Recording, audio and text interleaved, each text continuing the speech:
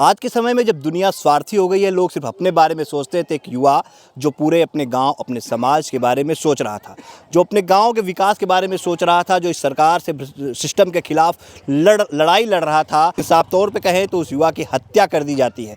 तस्वीरें भी आपने देखी होगी किस तरह से भरत भूषण तिवारी ने सरेंडर कर दिया था। उसके बाद भी पुलिस वाले घेर करके उन्हें गोली मार देते हैं, उसके बाद उनकी मौत हो जाती है। हम उसी जगह पे मौजूद हैं, उसी स्थान पे जहाँ पे आप देखेंगे तो लिखा हुआ है भरतपुर में आपका स्वागत है। अब देखिए ये भरतपुर गांव हो गया है। भरत भूषण तिवारी का ये वही स्थान है जहाँ पे उनको गोली मारी गई थी और जहाँ पे कहें तो उनकी शहादत हुई थी, और ये वही जगह पे है। अगर यहाँ पे आप देखेंगे तो उनकी तस्वीरें भी लगाई गई हैं और साथ ही अभी भी खून के धब्बे जो है वो यहाँ पे मौजूद है, जो इस बात की चीख चीख कर गवाही देते हैं कि आखिर किस तरह से भरत भूषण को यहाँ पे घेर करके गोली मारी गई थी। उनकी पुलिस द्वारा पुलिसिया भाषा में एनकाउंटर किया गया था, मुठभेड़ हुई थी। लेकिन मुठभेड़ आप भी जानते हैं जो होती है वो ये होती है कि जब कोई बदमाश पुलिस पे फायरिंग करता है तो पुलिस जवाबी कार्रवाई करती है, तब मुठभेड़ कहा जाता है। लेकिन जब कोई सरेंडर कर दे और उसके बाद उसे पुलिस घेर करके गोली मार दे तो वो एनकाउंटर नहीं, मुठभेड़ नहीं, बल्कि वो साफ तौर पे हत्या कही जाएगी। यहाँ पे तमाम लोग हैं और गांव के भी लोग हैं और दूर दराज से भी लोग जो सुन रहे हैं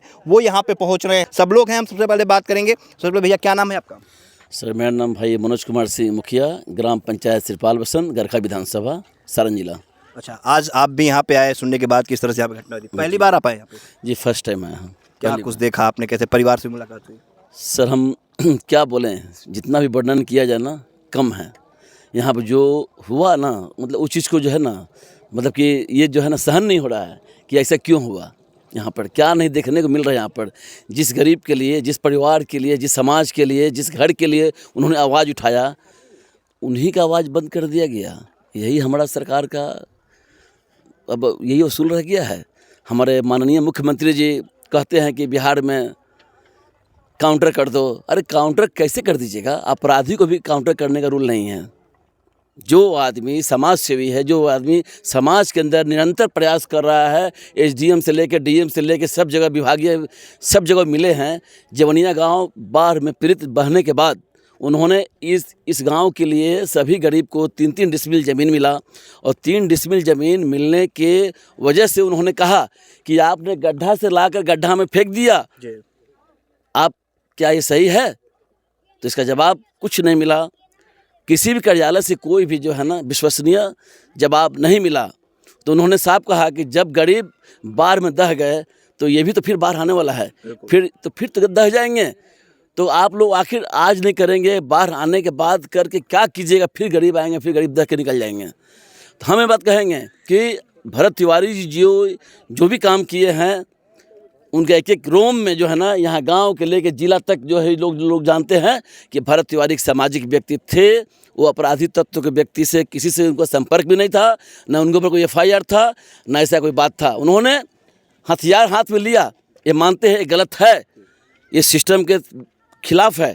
उन्होंने आवाज़ उठाया, तो आवाज़ को बुलंद करने के लिए आदमी को जब देख लेता है कि जब हमारे गरीब व्यक्ति आज नहीं 2 महीना बाद फिर बाढ़ आएगा, फिर सावन भादो में बाढ़ आएगा, सारे गाँव वालों फिर दह जाएंगे, और फिर इतने सारे आदमी का जो नुकसान होगा, क्यों नहीं हम अपना सिस्टम को अपने हाथ ले लें। हथियार उठाया था लेकिन सरेंडर भी तो कर दिया। हाँ वो कर रहे हैं। उन्होंने हथियार उठाया जरूर, लेकिन उन्होंने पुलिस वाले के सामने उन्होंने लाइव कैमरा में दिखाया है कि हम हथियार जो है लीजिए, हथियार लीजिए आप। उन्होंने हथियार सौंप दिया है। इसके बाद पुलिस वाले जो है ना काउंटर कर दिए। इतना बड़ा हत्या जो है ना, इससे बड़ा शर्मनाक जो है ना पुलिस प्रशासन के लिए अप्रिय इस घटना नहीं बोला जाएगा। इसको जानबूझकर जो है ना इसको मारा गया है, जानबूझकर हत्या की गई। क्या लगता है? आपका क्या नाम है? रमेश तिवारी। आप यहीं के रहने वाले हैं? आप भी उस दिन थे यहाँ पे जब ये सब कुछ हुआ था? कब आपको पता चला कि इस तरह से घटना हुई है? उसी समय पता चला, लेकिन स्पॉट पर हम नहीं थे। अच्छा। उसी समय पता। कैसा लड़का भरत तिवारी, कैसे व्यक्ति थे? सामाजिक व्यक्ति था, समाज के लिए भी जान चली गई। आपकी कभी मुलाकात भरत से बातचीत होती? बिल्कुल होता था। हमारे पटीदारे सवांग हैं तो बात नहीं होगा। अब एक बात सब लोग से पूछिएगा, एक ही चीज़ बताएगा कि अब एक भी आपराधिक उस पर रिकॉर्ड नहीं है, लेकिन फिर भी प्रशासन उसको जानबूझकर अति कर दिया। भरत ने एक चीज़ कहा था कि मेरे जाने के बाद क्रांति आएगी, और अब क्या लगता है कि वो क्रांति आ गई? जिस तरह से यहाँ पे देखा जाए काम भी शुरू हो गया, बिजली के पोल भी गड़ गए, बिजली वगैरह भी यहाँ पे पहुँचाई जा रही है। तो आपको देखने से लग ही रहा है, जब आप जैसा 18 दिन 20 दिन बीता अभी आदमी का लगा हुआ है तो क्रांति तो अभी न करेगा। क्या मांग करेंगे आप लोग? किस तरह कार्रवाई होनी चाहिए ऐसे लोगों पर जिन्होंने इस तरह की कृत्य किया, जिन्होंने हत्या की? हम लोग तो चाहेंगे कि उस आदमी को फांसी हो जाए। सभी दोषियों को, जितने लोग उसमें शामिल थे। हम्म।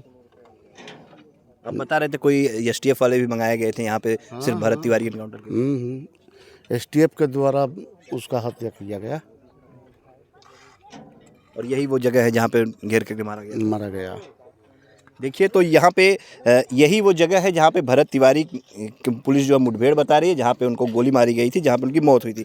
अशोक जी, आप भी आए हैं महाराष्ट्र चल करके, आप यहाँ पे पहुँचे हुए हैं, आप उत्तर प्रदेश की राजनीति को भी देख रहे हैं, वहाँ पे आप सक्रिय रहते हैं। जिस तरह से बिहार में ये हत्या हो रही है, यहाँ पे भी भाजपा की सरकार अभी बनी और इस तरह से ये एनकाउंटर देखने को मिल रहा है, और उत्तर प्रदेश में भी आप देखते हैं कि एनकाउंटर नीति चलती है, बुलडोजर नीति चलती है। तो क्या वही नीति यहाँ पे भी बीजेपी लागू करना चाहती थी? और इसको लेकर के एक होनहार, एक युवा लड़का जो अपने गाँव के विकास के लिए सोच रहा था, जो सिस्टम के खिलाफ लड़ रहा था, उसको इस तरह से मार देना कैसे देखते हैं आपसे?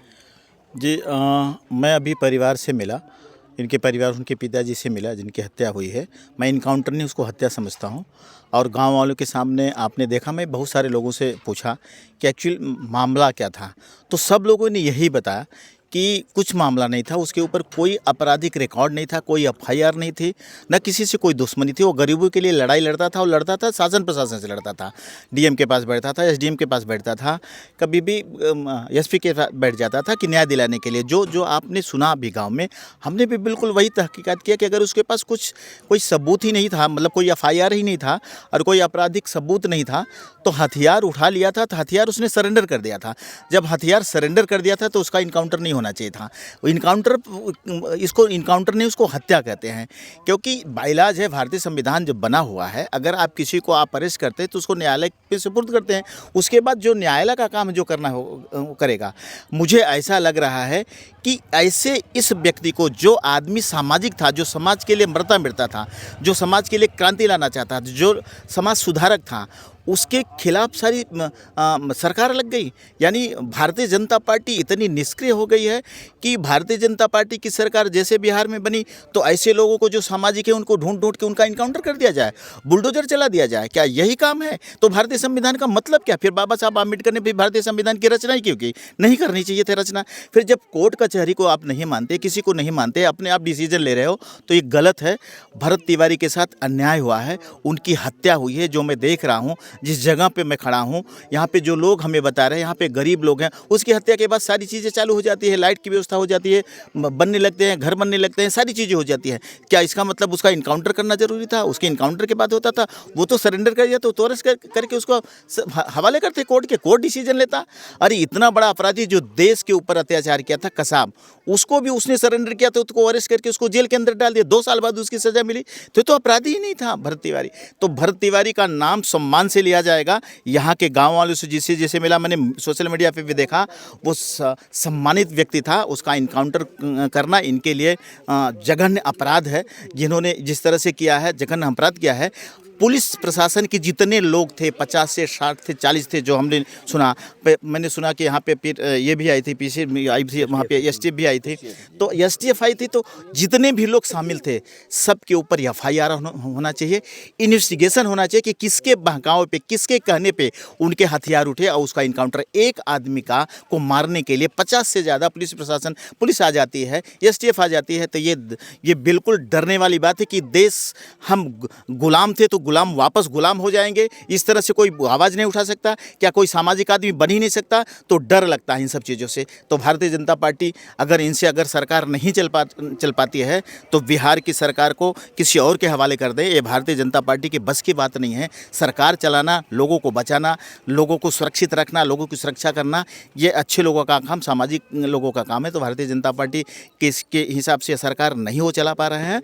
और नहीं तो फिर हमारी तो मांग है, समाज विकास क्रांति क्रांति पार्टी की मांग है कि या तो हथियार वो डाल दें, या तो जिन लोगों ने जो जितनी भी पुलिस थी सबके ऊपर एफआईआर होना चाहिए। मेरा तो मांग ये है कि उन सब के ऊपर एफआईआर होना चाहिए। अगर एफआईआर नहीं करवा सकते तो हथियार डाल दें, किसी और की सरकार होनी चाहिए, यहाँ चुनाव होना चाहिए, यहाँ की सरकार बर्खास्त होना चाहिए। ये हाँ, बिल्कुल। देखिए, लोग साफ तौर पे कह रहे हैं कि भरत तिवारी का नाम अब सम्मान से लेना चाहिए, और सम्मान से भरत तिवारी का नाम लोग ले भी रहे हैं, और यही मांग कर रहे हैं कि जो भी दोषी पुलिसकर्मी है इस पूरे मामले में, जितने भी लोग दोषी हैं, सबके खिलाफ कार्रवाई होनी चाहिए, सबको सजा होनी चाहिए, क्योंकि न्यायालय है, न्यायालय से फैसला होता कि हाँ, भरत तिवारी कितना बड़ा अपराधी था, कितना बड़ा दोषी था, उसे गिरफ्तार करना चाहिए था, उसे न्यायालय के सुपुर्द करना चाहिए, तो वहाँ से सज़ा सुनाई जाती। लेकिन फैसला ऑन द स्पॉट करने का काम जो भारतीय जनता पार्टी की सरकार ने बिहार में किया है, उससे लेकर के कहीं ना कहीं लोगों में एक आक्रोश है। और अशोक सिंह भी साफ तौर पर ये कह रहे हैं कि अगर सरकार से नहीं चलता है तो वो अपने हथियार डाल दे, यानी सरकार इस्तीफा दे दे, सरकार छोड़ दे, और नहीं तो जनता जाग गई है, जनता आने वाले समय में भरत तिवारी के बलिदान का बदला